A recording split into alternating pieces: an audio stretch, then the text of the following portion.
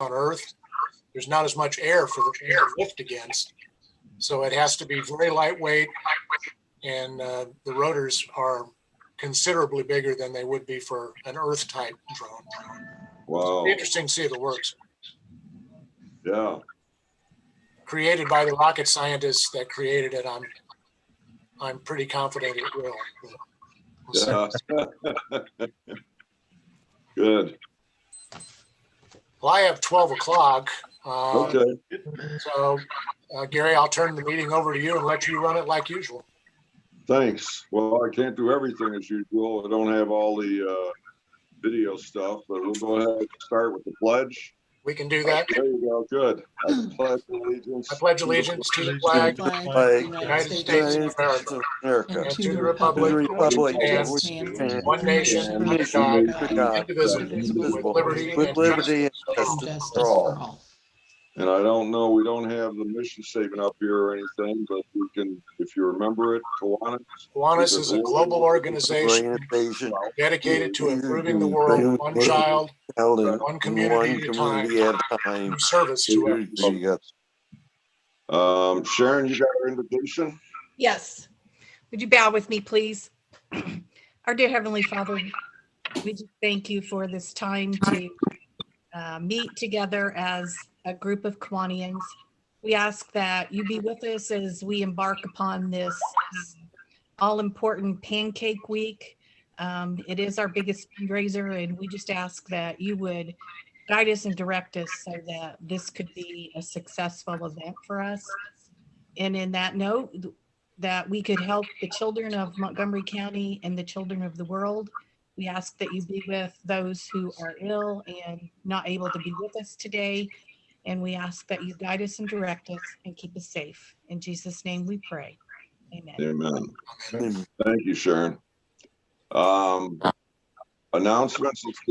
The COVID vaccine now 45 and over, I understand, and anybody that's associated with the schools, from what I've seen. So janitors or lunch people, anything like that, they can all get the vaccine now. So that's good. Some states have even turned it over to all ages. So that's interesting. Tell you a little bit about what we did yesterday. We had a fantastic day. We had, I think, 10 people out there. Dennis Kuhn, Jim McCampbell, Terry and myself, Mark Allen, Tochi, Larry Saylor, Don Thompson, Sharon Branch, and Matt Petty all helped yesterday, either at Kroger in picking up the food or getting it to the people as the cars came in. And we serviced 168 families. Karen, do we have any list of how many of each, whether they were children or adults or whatever yet? We don't. We're waiting on that information from Food Finders. Okay. But we know it was 168 families because we had the numbers on the cards. And so that was fantastic. Glad to see everybody that came out and helped and did a great job in helping everybody there. We're still looking for a treasurer. We may be close to somebody, but if you're interested, we need to get that done. We are getting pancake money in, as Sharon has said. You need to sell your pancake tickets or pay for them. Get the money to Sharon so we can do that and use that money in our for serving the children. Scholarships. We sent out 3 excellent candidates to the Indiana district this week. 1 from each high school. So we hope that we can get one of them awarded the Sagamore Division Scholarship. We've got 24 divisions in our Sagamore division. We've got 6 clubs. So we get them, get somebody in our division, hopefully from our schools, that will receive that scholarship. That's a $1,000 scholarship. We do have the Pac-5 scholarships coming up. Those are $1,250 each to one student from each school. The application process closes on that on March 31st. So if you know of a high school senior, get them to apply, and they can just see their counselor to get the applications. Member updates. Dave Polly. Dave got home last Saturday. Seems to be doing fairly well. Says he's has a long road of recuperation, but he has plenty of time for rehab exercise. So he's doing much better after the surgery, and actually got out quicker than he thought he would. So glad to hear that. Any other member updates? I mentioned a few minutes ago to some of you that Charlie Hampshire is not doing well. He fell going out to his mailbox a couple or 3 weeks ago. Sharon said that she had heard that family is staying with him 24 hours a day. And his son has said that they are probably going to have to put him in an assisted living center soon. So please keep Charlie in your thoughts and prayers. Good, thank you. Anybody else? Okay.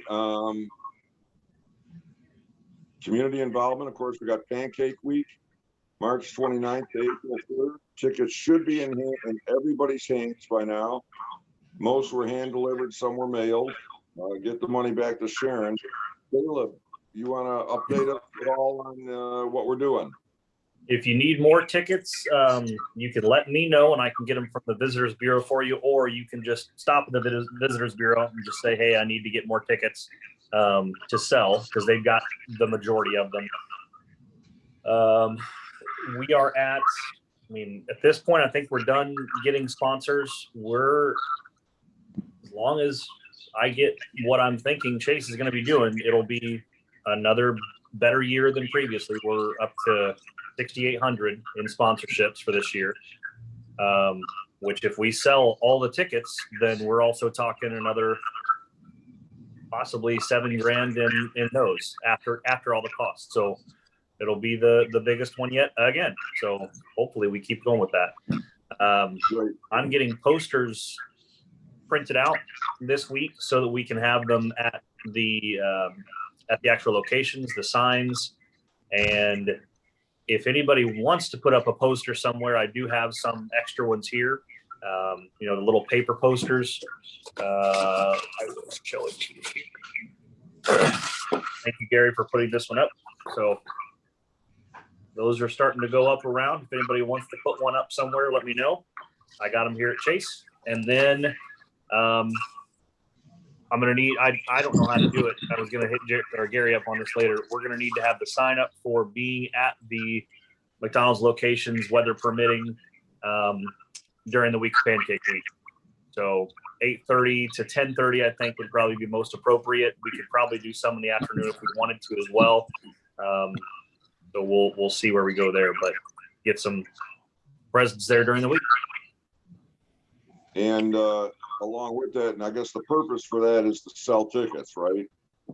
Either sell tickets, or I would think if we can have some buckets, either just Kiwanis buckets to get more as just donations, that would be great.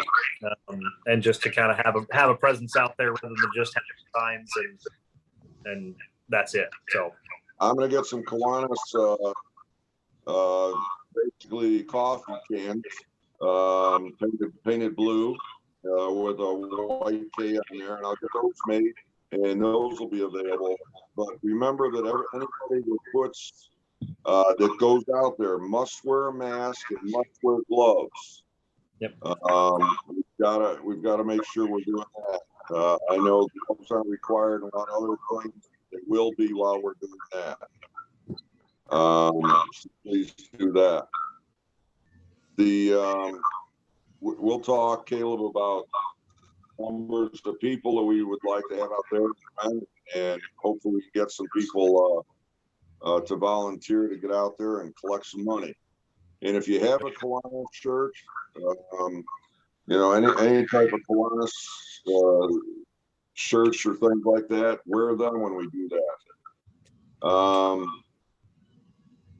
Mark, we do not have Kiwanis shirts available. You can get them through the company or the Kiwanis store.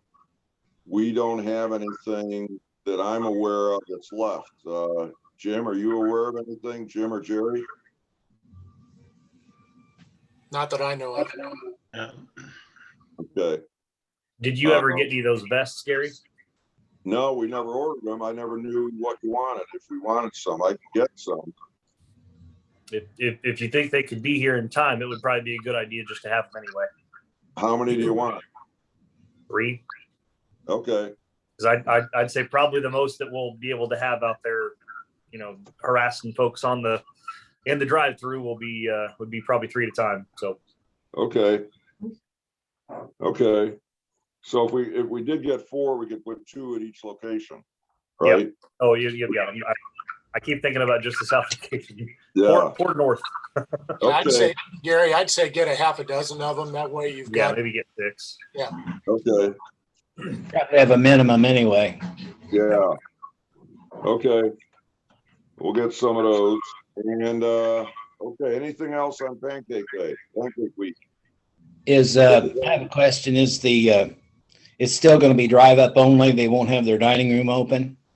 As of what I saw yesterday, I went in to drop off some bag stuffers, and the lady stopped me at the door and said, "Sorry, hon, the lobby's closed." So my guess is it's probably going to be the same. Yeah. Okay. We have those stuffers at both locations. Yep, and we've also got the Ace as well. Thanks, Right. Jerry. Yeah, I saw the ones at Ace. I was there and buy some, and they wanted to put one in my bag. I said, "No, I know about it." Okay. Any other questions about Pancake Week? Okay. We are doing a lot of advertising or a lot of stuff on Facebook about it. When you get on Facebook and you see those things, please share them so that everybody else gets them and they get out to everybody. So please share those things, those announcements on Pancake Week, and we can get more and more people asking about it. So do check that out. Birthdays, not much here, but I did pick out 2. 1837, Grover Cleveland was born in Caldwell, New Jersey. What was special about Grover Cleveland? Anybody remember? He was the fattest president we had. No, Okay. no. He was the only one to serve 2 non-consecutive terms. That's right. That's right. He's the only president to serve 2 non-consecutive terms. He was the 22nd and the 24th president. 1858, Rudolf Diesel was born in Paris, France. What do you think he invented? The diesel. Diesel engine. Yeah, the diesel engine. Interesting, I was reading about it. On the evening of 29th of September, 1913, he boarded a steamer, the Great Eastern Railway, SS Dresden in Antwerp, Belgium, on his way to a meeting of the Consolidated Diesel Manufacturing Company in London, England. He took dinner on board the ship and then retired to his cabin at about 10 p.m., leaving word to be called at 6:15 a.m. Never seen alive again. Disappeared, and they ultimately found a body, but they don't know if have never verified that it was him. Interesting. Kiwanian birthdays this week. There's no Kiwanian birthdays this week that I found, but we do have an anniversary to talk about. It was 39 years ago this Saturday, March 20th, that Coach Mac Petty and the Wabash Little Giants won it all with their 83-62 point win over Potsdam State to win the NCAA Division III championship. So, Mac, congratulations again. Hey, we got to do it again now, right? long time ago. Thank you. Yeah, that's right. Happy Bucks. Who's happy today? This is going to Riley Hospital now. I Yes, Sharon? I have $10 for Riley, but most importantly, my kitchen remodel is done. I had my second COVID shot and I was sicker than a dog. And I Really? am now well. Good, good. Well, glad to hear you're better. I'm not good you were sick, but who else? Who else I've is got happy? one. This is Chuck, and I've got $5 for my Fighting Illini Big Ten basketball champions. Cool, that's good. Who else? They're going to win the whole thing. Yeah, Thank you. I'll throw in 10. We're not quite done with our kitchen remodel project. The appliances are all in and running. And so it's nice to have an operational kitchen again. We're waiting for the countertop to be delivered, and we're still having to pick out cabinet hardware to replace, but we can see the light at the end of the tunnel, and I'm pretty sure it's not the train. Also, I get my second COVID shot next Tuesday, so really happy about that. Jolene's already had hers, and no adverse effects, so that was good news too. good. And I'll throw in 5. Terry and I had our second shot. No adverse effects. Terry was a little bit fatigued, but other than that, that was it. So nothing like what they were expecting. So Sharon, you had some problems, huh? Yeah, the sheet of paper they give you that tells you all the things you can have. I had Yeah. everything but one. Wow. Holy cow. Who else is happy? This is Andy and I'm happy. Yeah, why are you happy? Well, I'm sitting down here and it's supposed to be 90 degrees today. And Lucky you. I'm glad I'm not working on my kitchen. Good. Been there and Good. done that. Well, send all those happy bucks in to Sharon, PO Box 611, and let's keep going with that stuff. Anybody else happy before we go on? Okay, just some quick national days. Today is Absolutely Incredible Kid Day. So if you have an absolutely incredible kid, go congratulate them. Today's Incredible Kid Day. And right after that, it's Forgive Mom and Dad Day. So I guess that's important if you don't have an incredible kid. And of course, it's National Biodiesel Day, National Sloppy Joe Day, and Oatmeal Cookie Day. So we got a lot to celebrate today. So Jim, you can go ahead. You can introduce our speaker today, and we'll go from there. Okay, are we ready? You got everybody else muted? Okay. Today's speaker is Sheriff Needham. He's in his 3rd year of his first term. I'm anticipating he'll be reelected, Ryan. Spent 28 years in law enforcement, most of it in this area, and he resides in the New Market area. So Ryan, turn it over to you. Thank you, Jim. Can you hear me? Yes. Okay, very good. Well, Ryan, I'm going to mute everybody so there's no background noise. You'll need to unmute yourself. I'm sorry. can you hear me now? Okay. Jim, thank you for the introduction. Certainly hope to get reelected. When Jim reached out, and asked to speak with the group, he said, one thing we might speak about is just the COVID response that we've been dealing with throughout the last year. So it's certainly been unique and challenging. It's nothing that I'd ever planned for. I don't think it's anything that any of us ever planned for. But I think that light is, it's starting to shine at the end of the tunnel. So we've been through a lot as a department, as a community. things are starting to open back up. You know, we've been through various stages. When this first started, we were locked down. And when I say locked down, you know, the jail was, we got rid of a lot of low-level offenders through the courts because we were full when this first started. We had 215 inmates when this started. We worked with the courts and released, you know, approximately 100 inmates that were low-level, nonviolent offenders. And then went into lockdown. We were really restrictive on who we accepted into jail. If it was a crime of violence, if it was a drinking or a drug offense, you were impaired.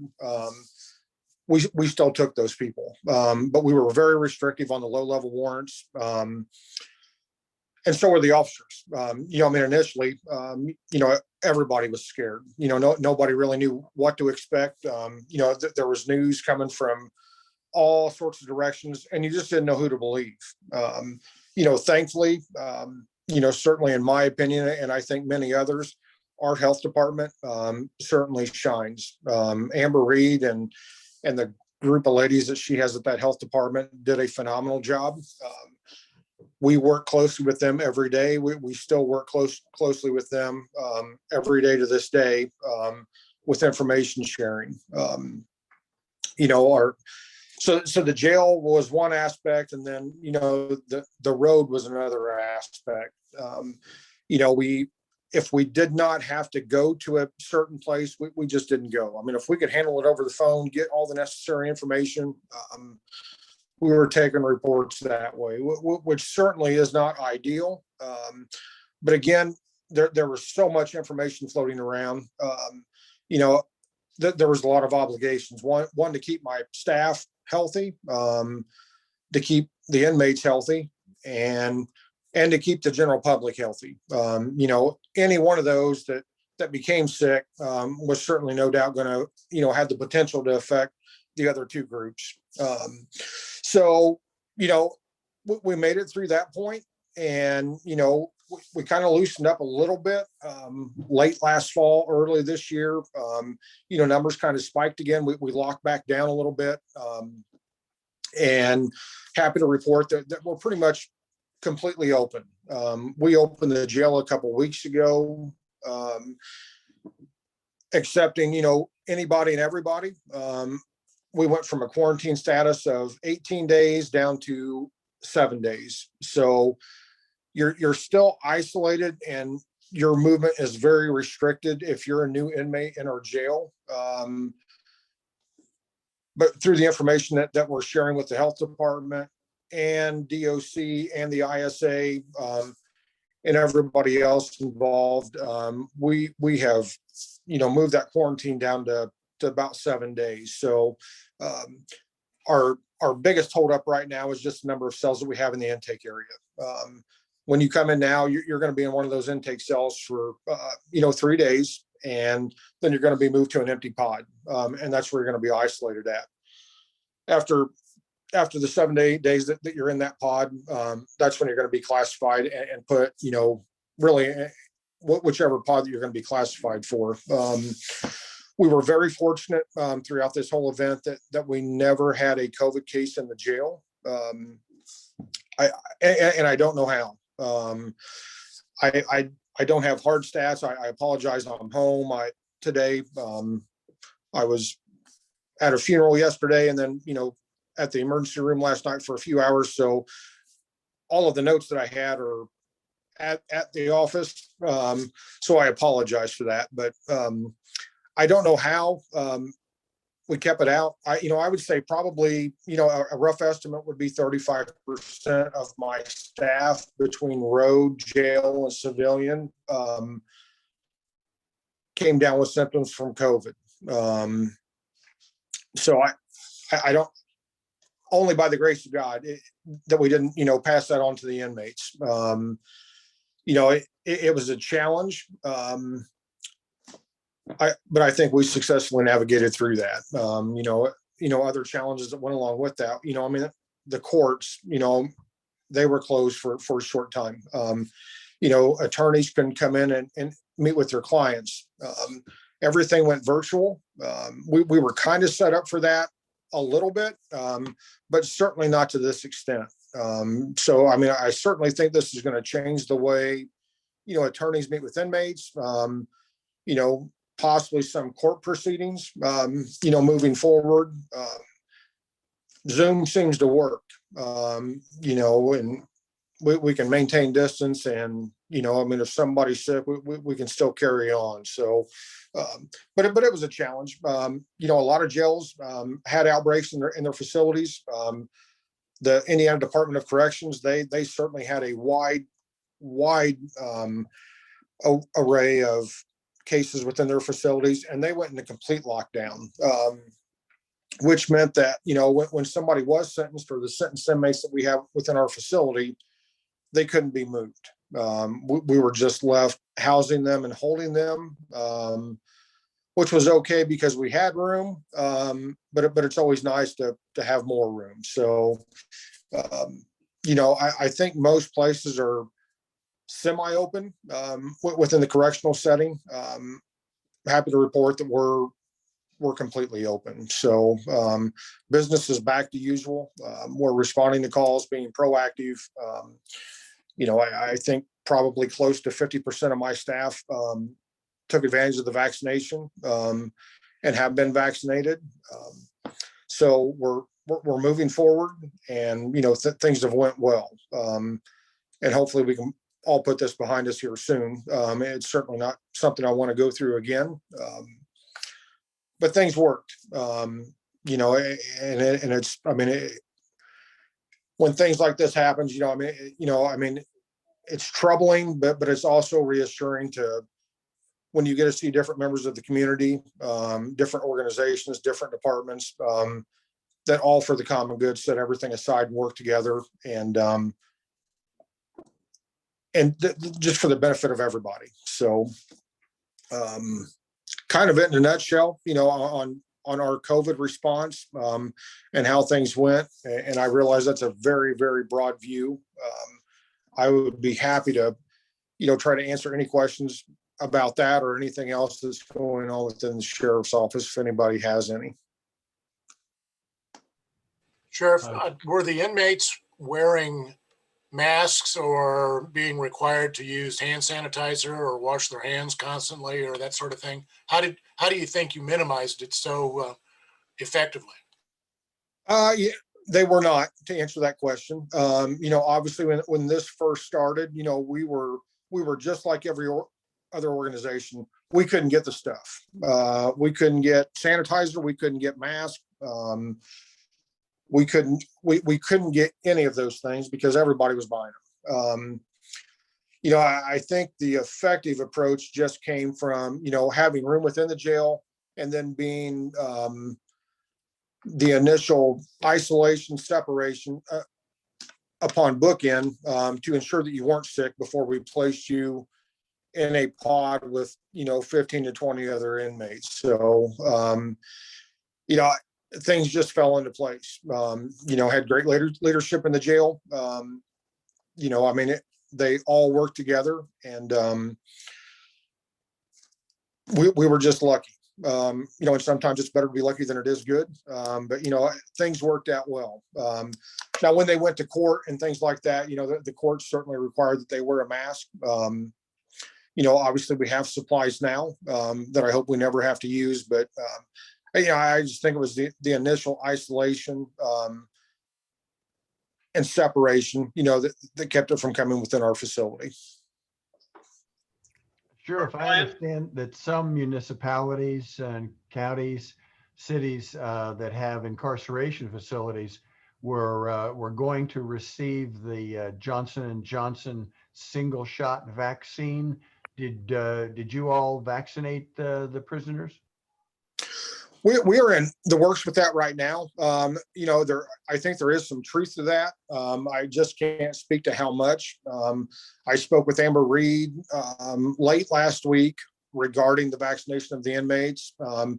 We do that now. It certainly hasn't been the COVID vaccine, but, through the state, at no cost to us, the state we've done this for a few years now. We'll offer hepatitis A, hepatitis B testing and shots for any inmate that wants it. There is a big hepatitis issue within the correctional setting. The state stood up and offered that. So we did do that earlier. I would say a few weeks ago. We did that vaccination for the first time this year, along with the flu shot. We've had really good responses. But in talking to Amber about the Johnson & Johnson shot, I think that is coming. I'll just be curious to see, how many inmates participate in that. So that would be a voluntary action on the part of the inmate? It would be completely voluntary, and it was completely voluntary upon the staff as well. Ryan, I would just like to comment on your effectiveness at the jail. I mean, you've done a lot of cleaning and extra cleaning down there, I believe, have you not, during this past year? We have. I've jokingly told the council and the commissioners, it's the cleanest the jail's ever been. We were fortunate enough to receive a grant through the Indiana Criminal Justice Institute, where we were able to obtain one of the UV cleaning machines. It was a $40,000 machine, that's just UV lighting. So that thing is used daily, especially in the intake area. When somebody leaves that cell, that lighting system goes in there. I have to say it's effective. I know it kills plants because, they put it in a few offices. Unbeknownst to us, it will kill your house plants. So, we did lose a few of those, but, and we also worked with EMA. Sherry Harrington was able to get us a, industrial size sanitizer. It's a backpack style fogger / mister that we use as well. So, the staff has really stood up and assisted with us with that as well. But it is very clean and it is very sanitized. And we look to, certainly maintain that and keep it that way. Thank you, though. Andy Biddle here. How are you? Good to see Good. you. How are you, Andy? What's the capacity right now with the jail? Is it completely full, or is it 2/3 or?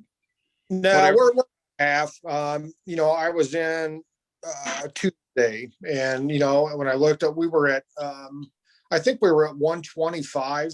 Official capacity is 224. So we're still down.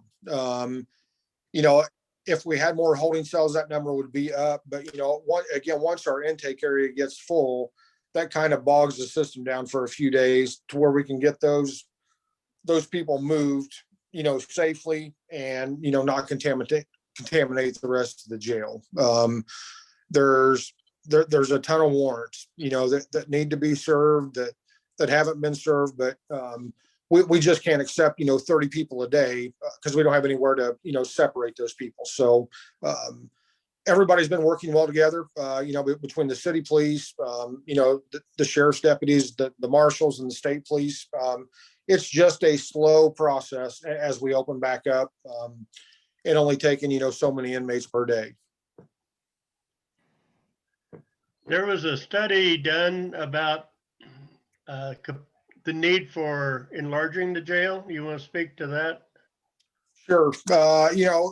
We reached out to DLZ last year. Prior to COVID, we were full every day. 200 was, if we got below 200, it was odd. We've been as high as 271. The courts work well with us, to get people moved, but at the end of the day, if people need to be in jail, I just assume they be in jail, not on the street. So they did complete that study, and that's what they do. I don't want to say it's far-fetched. I mean, I don't think anything like that is far-fetched, but their projection for the 20-year projection, for 2040, they're projecting that we need a facility that's going to hold 400 people. So, but there's a lot of unknowns in there. We never know what law is going to be passed next year. Those can have such an impact on day-to-day operations. Criminal Rule 26, a couple of years ago, that has really impacted the way we've done things. House Bill 1006 from a few years ago, those things impact generally the counties a lot more than the state. With 1006, the burden to house all level 6 felons fell upon the counties. So the vast majority of sentenced felons are, low-level felons that never go to prison. They're just stuck in the county jail. I don't agree with that. But there's nothing I can do. There's nothing 91 other sheriffs can do either. That's just the way it is. There's a lot of facets to that study, and one thing they talked about was really when you're talking about jails, having 3 doors, one door's for bad people that need to be in jail. Door number 2 is for addicts, and door number 3 is for mental health. My argument to that is that there shouldn't be a door number 2 and a door number 3 for county jails. If you're an addict and you have an addiction, you're not going to really get the help you need in my jail. If you have a mental health issue, you're not going to get the help that you need in my jail or any other jail, for that matter. Those things are talked about. I just haven't seen things get done on the back end, at the state level. Obviously it's an issue. The problem, far too often is, we're putting that addict in jail and they sit in jail for 6, 7, 8, 9 months. And then they're released and they haven't been given counseling or, any addictions classes or anything like that. And we just expect them to, now that they're sober, do the right thing. And in reality, that just doesn't happen. The mental health aspect, we just can't get placement. I have 2 in my jail right now that, have, serious mental health needs. There's just nowhere to take them. The few places there are in the state, they're full. And the unfortunate, sad reality is they're safer in jail than they are on the street. We are, left, dealing with that issue. But they're, the underlying issues aren't being addressed the way they should be. We certainly don't have the staff. I certainly don't have the budget, and at the end of the day, it's a jail. It's not a hospital. So there's a lot of things that went into that study. And, there's a lot of other issues as well. But, it's just a sad reality that, the police force continue to grow. The more officers you have, the more apt they're going to be able to catch criminals committing crimes.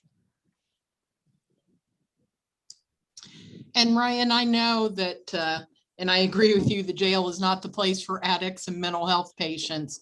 But one of the things Ryan has done is they do have the JCAP program at the jail that does provide addiction services while people are incarcerated, so that hopefully when they are released, they have a better chance at maintaining the sobriety they found in jail. And, Ryan and his staff have all been so very open to looking at trying to do things differently, because you are tasked with all of those people. So I appreciate everything you guys are doing. Karen, thank you. The JCAP program is phenomenal. We've had very good success rates with that. Now we struggled over COVID. The JCAP program was shut down. It just, with the way things went, we had no choice. between, our partners at Valley Oaks, between the courts, between, just their sentences. We had no choice but to shut that down, which was unfortunate. Now that's back up and going again. But the success rate that we've had with JCAP has truly been nothing short of amazing. We have a great group of volunteers well, I shouldn't say volunteers. We have a great group of, various staff that come in and help those inmates. But I can't get everybody through that. There's an application process to get into JCAP. And, the sad reality is, if they're not ready for help, there's nothing we can do. I've asked every person in JCAP, I've asked every inmate worker, what could I have done, 6 months ago, 5 years ago to make you stop this road? And, they've all said the same thing. There's nothing you could do. There's nothing anybody can do until I decide I want help, which is frustrating, as a first responder. But that's just the sad reality of it. But thank you for the kind words, Karen.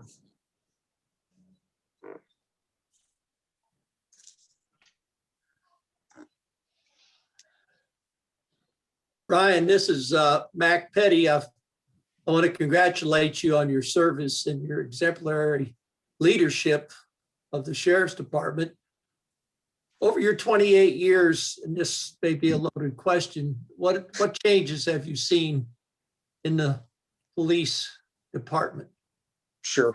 Thank you. Thank you for the kind words. Technology first and foremost. It's just, I never would have imagined, 28 years ago when I started in the jail, of what we would see. Everything from smartphones to, our light bars are smart now, so that they know when to be brighter and when to be dimmer, based on, they can be controlled by your phone.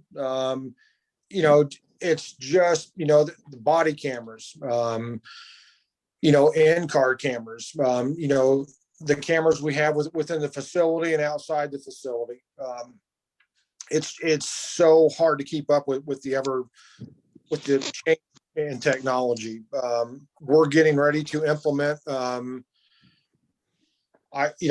call it an iPad, but it's not truly an iPad, for all the inmates within the jail.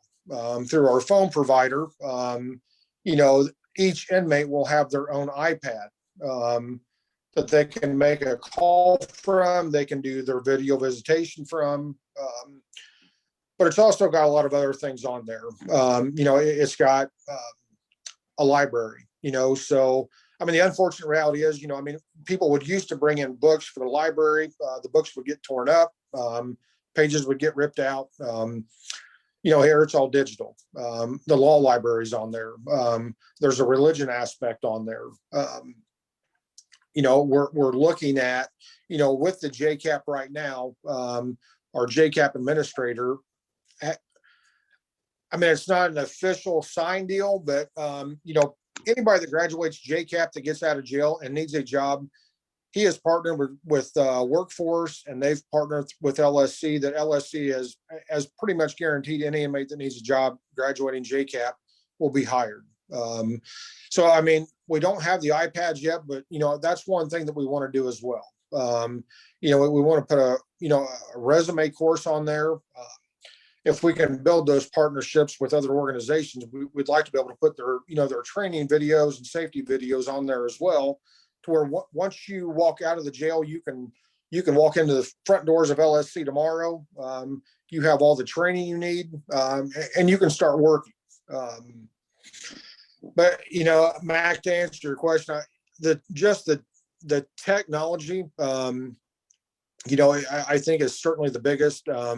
I would say right behind that is just the type of calls that we go on, and the violence, has just picked up tremendously. Things that we used to deal with, maybe once every year, once every 2 years, it seems that we're dealing with those, once every 2 or 3 months. The officer involved shootings, things like that. Unfortunately, the violence, I would say, is right behind the technology aspect of it. Ryan, this is Gary Baling. Just a couple of questions. One, especially since we are talking about kids a lot. What percentage of your calls are related to children in our community? I'm sure, of course, some of the drug cases are for parents and things like that, but I'm sure there's a lot of other issues of kids being, whether it's abuse or whatever like that. How much of that do you end up dealing with? A lot. Unfortunately, I don't have access to, to give you a hard number on that. Sure.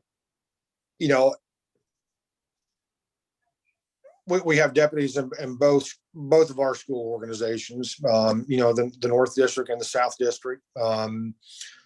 They're dealing with kids all day long, from, abused, not reporting to school, tobacco use, drug use, sexting. A lot of our time and resources go into that, which is just unfortunate. Of course, that varies, we'll deal a lot more with the kids, here in a couple months when school's out. When a lot of that supervision and that structure from school is gone, our calls, tend to go up a lot with juveniles, during that time.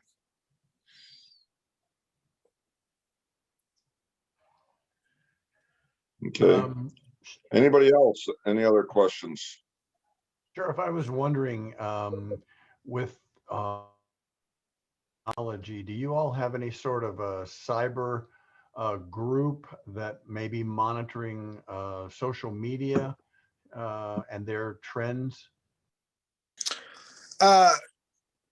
Mark, you cut out there a little bit at the beginning, so I don't know that I'm, crystal clear on your question, but all of our investigators are pretty well trained on the different cyber issues that we deal with.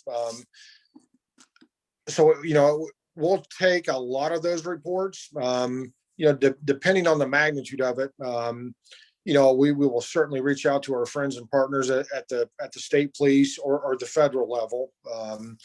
We have 2 investigators that are part of the ICAC team, Indiana Children's. I can't remember the acronym right now, but that's all. ICAC, all they deal with are child abuse. They're in those chat rooms.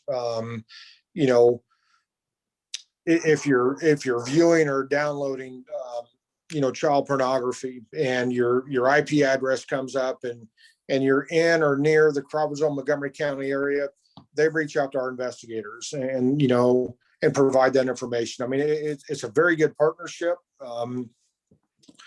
But it goes back to the technology. Unfortunately, law enforcement is always a step behind when it comes to that. That stuff's very, very expensive, to be able to, have those computers to, complete the downloads, to break the codes, to pull that information. But we do have, we've got 3 very skilled investigators right now that are, have a lot more knowledge in that area than I do. But we certainly have good relationships with the state police and the federal partners as well that, we certainly reach out to, and in those instances, they've got the time, the manpower, equipment, for things like that. Thanks very much. Thank you. So in other words, you're not looking for that lady who tells me her husband, the Saudi prince, has $3 million in gold for me.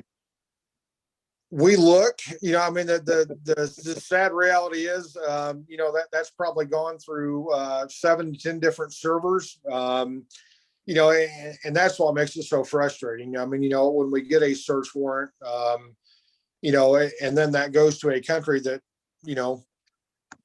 they don't care about, you know, a Montgomery County, Indiana search warrant. They just don't have to abide by it, and they simply don't. You know, there's a dozen new scams every day. So I'd sure like to get that legitimate call though. That's right. got Me it. too. Yeah. Did you? You've been following up on it? Yeah, she's gonna Well, get back good. to me. Okay, yeah. Okay, Mark. Well, I appreciate it, everybody. Thanks for being here, and Ryan, thanks for being.